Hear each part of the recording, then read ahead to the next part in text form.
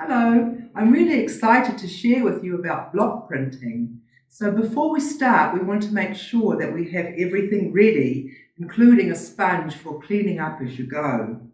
So I'm just using regular acrylic paint that you can just buy locally. And I've got my blocks here. Here's my Scotch-Brite. I've found that Scotch-Brite works best as a stamp pad. So I've got my Scotch-Brite here, and I've got all my papers here that I've been practicing on. So it takes a little while to practice to learn how to put the pressure on the block, but with just a bit of practice you'll get there. So I'm just going to show you how I block print. So I just wet my Scotch-Brite a little bit so that the paint can spread through. And here with my spatula, I'm putting on my acrylic paint. A good few dollops. It's nice and wet and gone inside the Scotch-Brite.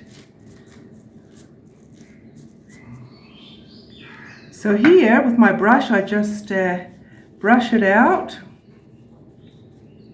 I'm going to use my heart stamp. Just spread it a bit.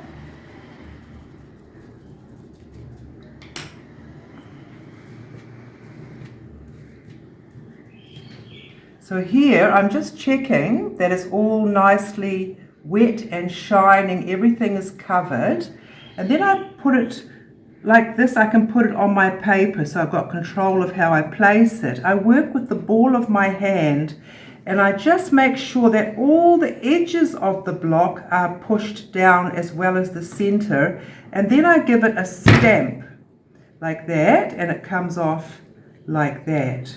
Okay, so let's try it on this one, which is a little bit more shiny paper. I put a bit more paint on my pad.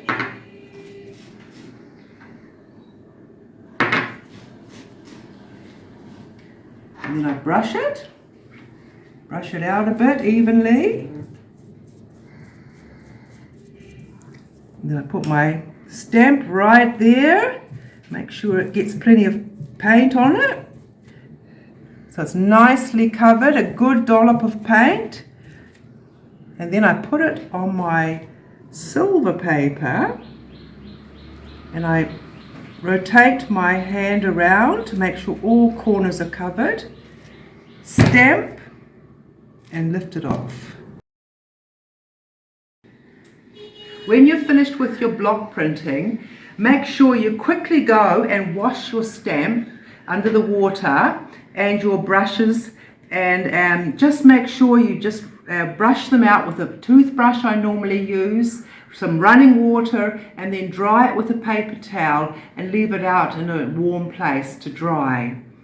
So these Scotch-Brites, I just would wrap that and put it in the fridge, and then it stays well till the next time I use it.